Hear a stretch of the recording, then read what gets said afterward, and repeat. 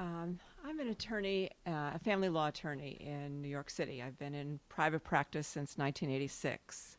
I suppose one of the reasons why I've been asked to speak tonight is to bring the voices of LGBT folks into the process, because the majority of my client base is LGBTQ.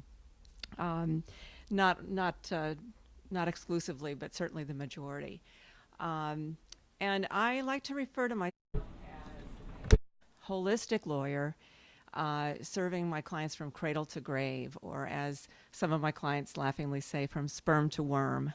Um, so that's sort of my practice. And, I've come to this realization that I'm a holistic lawyer just recently, and I guess this is the first time I've actually said that in public. So I'm sort of out of the closet, if you will, as a holistic lawyer, which I think a lot of people, it just doesn't compute, holistic lawyer just doesn't sort of make sense. And I think that's the way I sort of felt for a long time in my practice, that what I did wasn't being a real lawyer. So what do I mean about being a holistic lawyer? I think what that has meant is that for every stage of my clients' lives, from when they're trying to create their families, to adopting children, to talking about estate planning and trust and estates, and through disability and death, I have, we've sat down together, sort of rolled up our sleeves, tried to figure out how to make things work. How can we figure out what to do, sort of based on the law, but since so often from my client base, at least until recently, the law wasn't our friend, we really had to think outside the box. We had to think in ways that didn't necessarily talk about rights, right? We didn't have a lot of rights. So we had to think about it in terms of what's fair, what's equitable, how can we figure out this problem so that everybody sort of gets something, everybody wins, nobody loses, the kids don't lose, we don't lose, etc. So that's sort of been my focus for the last 25 years or so. One of the reasons why I can, relate to my client base is because their story is my story, right? I came out at during the post-Stonewall era, height of the lesbian feminist liberation era. I did a lot of community organizing. I served on a number of boards, including Lambda Legal Defense and Education Fund. I fell in love with my current spouse, Olivia, 32 years ago. We used to refer to each other as friend, right? There wasn't a word for what we were, and we were all in the closet back then. So we were each other's friends, then we were each other's roommates. Right after the AIDS epidemic, we actually started referring to ourselves as significant others. There was this moment when that's what everybody said, oh, she's my significant other.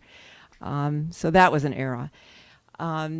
We registered as domestic partners in the city of New York. In the year 2000, when I was trying to adopt a child internationally, at a time when I could only they would only allow me to adopt as an unmarried single woman, I referred to Olivia in the application process as my very good friend who has agreed to be the guardian of my child.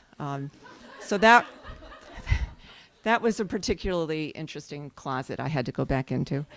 More recently, we were registered domestic partners. We were civil union partners in Vermont, and then 2 years ago, we became spouses under the New York State marriage equality laws.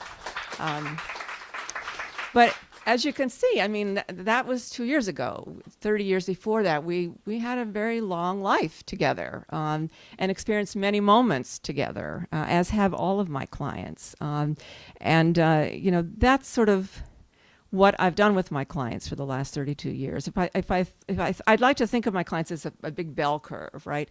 And in the height of the bell curve are folks like me. They're usually baby boomers. They came out post Stonewall.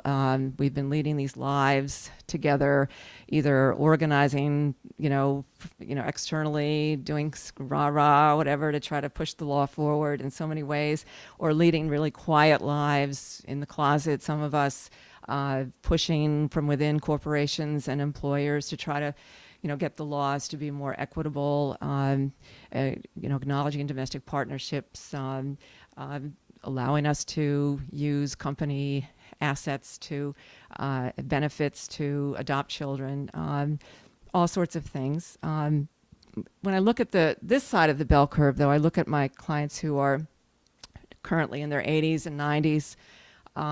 They came to New York at a time when they were, escaping their Midwest life, their Southern life, and knew that New York would be a place where they could be themselves, or figure out who they were, or lead a very private life and a private existence. Most of those clients have been together with their partners for 40, 50 years.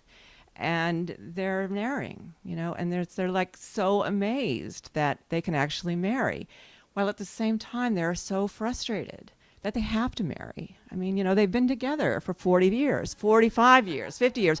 Why do we have to marry? I didn't need a marriage certificate for 40 years. Why do I need one now? And they get all angry and feminist on me, and I totally get it, because I feel that way too, except that that's the only way you can get those rights. That's the only way you can save your assets from taxation, and the only way you can get Social Security benefits and all of those things that come to married people and that wouldn't come to them. So those are my clients on this end. And then on this side are all of my young clients, people who have parents who are younger than I am, I have to admit. And, and they have such an entirely different relationship to the law and to this time in our lives. And, all of them are so much more fluid. Their sexuality is so much more fluid, and their gender expression and identity is so much more fluid. And they come into my office and they'll say, I want to know what my rights are. I want to know what I'm entitled to. And I look at them and I feel like saying, what the fuck are you talking about, rights? I mean, all of my clients up to this point were saying, what are my options, right? What are my options here? What can I do, knowing that the law isn't protecting me, and now we're breaking up, or now we want to have children, or we want to do this and we want to do that? What are my options? And we'd sit down and we'd figure out, well, what are your options? Let's look at the law. Let's look at what you can do. Let's look at what you can't do. Let's figure out how we can make it work for as many people in this relationship as possible, whether they're breaking up, whether they're forming their families, whatever they're doing. And now these young kids come into my office and they say, I want to know what my rights are, And there's a part of me, I could spout the law, I've been doing this a long time. I can tell them about the 3,000 or so rights and obligations that come with marriage. But what I really want to say to them is, why are you going there? What do you mean rights? Let's talk about, what do you want out of this relationship? What do you need out of this relationship? Let's talk about what would be equitable. Let's talk about what would be fair. Why aren't we talking about those things? And so it's a very difficult time for me, doing this for 32 years, to be able to be there for them. And I realize that part of it is that it's new for me too. I'm a lawyer. I should be able to figure this out, but I haven't lived under these rights, right? I don't know what it means to be able to have all these rights. And it's a very difficult time for all of us. Thank you.